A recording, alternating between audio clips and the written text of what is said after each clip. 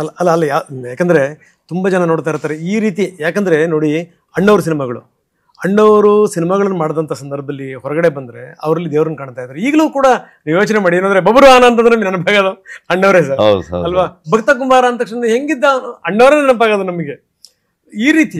So ಇದರಲ್ಲಿ ಜನ ನಿಮ್ಮ ಪಾತ್ರ ನೋಡಿ ನಿಮ್ಮಲ್ಲಿ ದೇವ್ರನ್ನ ಕಾಣೋ ಅಷ್ಟರ ಮಟ್ಟಿಗೆ ಹೋಗ್ತಾರೆ ಅಂತಂದ್ರೆ ಹಾಗೆ ಆಗಿರುತ್ತೆ. ಒಬ್ಬ ಸರ್ವೇ ಸಾಧಾರಣ ಕಲಾವಿದ ನಾನು, ನನಗೆ ಇಷ್ಟ ಆಪರ್ಚುನಿಟಿ ಕೊಟ್ಟಿರೋದು ದೊಡ್ಡ ವಿಷಯ ಅಂತ ಅನ್ಕೊಳ್ತೀನಿ ನಾನು.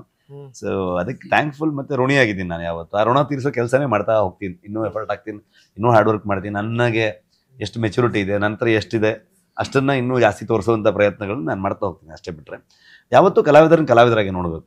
ಅಣ್ಣವರು ಲೆಜೆಂಡ್ ಆದರೂ ಬಿಕಾಸ್ ಅವ್ರಿಗೊಂದು ಬೇರೆನೇ ಅವರ, ಅದು ಬರೀ ಕಲಾವಿದರಷ್ಟೇ ಅಲ್ಲ, ಕಲಾವಿದರ ಜೊತೆಗೆ ಅವರೊಂದು ಬಹಳ ಕ್ವಾಲಿಟೀಸ್ ಅದ್ಭುತ. ಸೊ ಹಂಗಾಗಿ ನಿಮ್ಗೆ ಅವ್ರ ಅದು ತರ್ಕ ದಾಟ ಹೋಯ್ತದು ಸ್ಕೈ. ಹಂಗಾಗಿ ಅಣ್ಣವ್ರ ಅದು ಬೇರೆನೆ ಇದದು. ಸೊ ಕನ್ನಡಕ್ಕೊಬ್ಬನೇ ರಾಜಕುಮಾರ 100%. ಸಾಧ್ಯವೇ ಇಲ್ಲ, ಬೇರೆ ವಿಚಾರನೇ ಇಲ್ಲ. ನಾನು ಲೋಕಲ್ ಟು ಗ್ಲೋಬಲ್ ಅಂದೆ, ಇಡೀ ಜಗತ್ತು ಕಾಯ್ತಾ ಇದೆ. ಜೊತೆಗೆ ಇದೇ ಮೊದಲ ಪ್ರಯತ್ನ ಅಂತ ಅನ್ಸುತ್ತೆ ಬೇರೆ ಬೇರೆ ದೇಶಗಳ ಭಾಷೆನಲ್ಲೂ ಕೂಡ.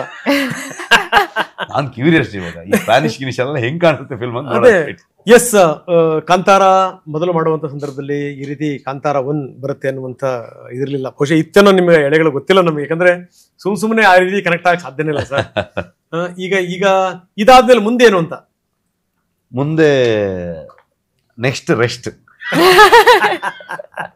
ಹೋಗಿ ನಿದ್ದೆ ಮಾಡ್ಬೇಕು, ಮಲಗಬೇಕು. ಸೊ ಅದಾದ್ಮೇಲೆ ಮಕ್ಕಳೆಲ್ಲ ಸ್ಕೂಲ್ಗೆ ಹೋಗಿ ಶುರು ಮಾಡಿದ್ದಾರೆ ಈಗ.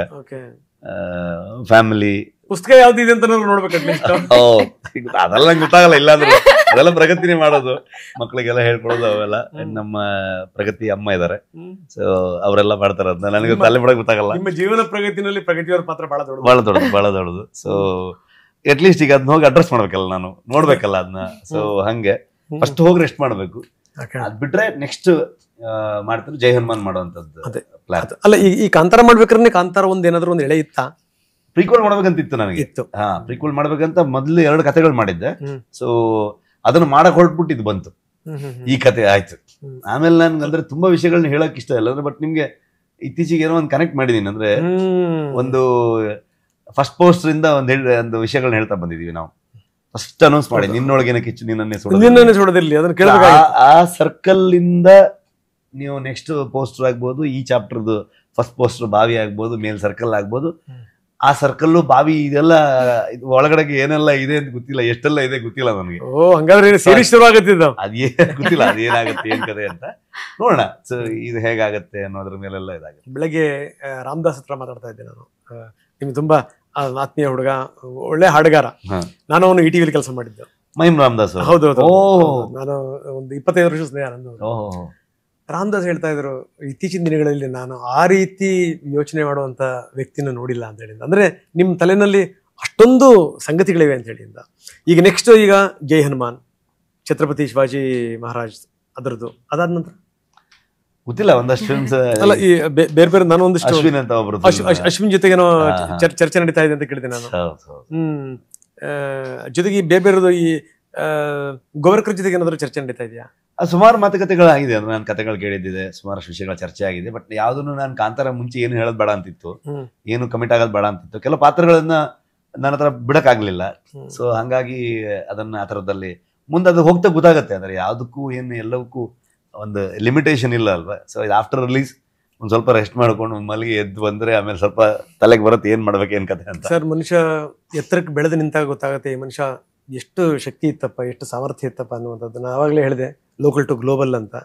ಸೊ ಹಾಗೆ ಈಗ ನೋಡಿ, ಈಗ ತುಂಬಾ ಕಾಮನ್ ಮ್ಯಾನ್ ಆಗಿದ್ದಂತ ರಿಷಬ್ ಶೆಟ್ಟಿ ಈಗ ಕಾಂತಾರ ಜೊತೆಗೆ ಏನಂದ್ರೆ ಎಲ್ಲಾ ರೀತಿಯಲ್ಲೂ ಕೂಡ ಅವ್ರು ಕರೋಡ್ಪತಿನೇನೆ. ಹೆಂಗ್ ಅನಿಸ್ತಾ ಇದೆ ಹಳೆ ಜೀವನ ನೋಡಿದಂತ ಸಂದರ್ಭ? ನನ್ಗೇನು ತುಂಬಾ ಡಿಫ್ರೆನ್ಸ್ ಆಗ್ತಿಲ್ಲ, ನನಗೇನು ಸೇಮ್ ಫೀಲಿಂಗ್.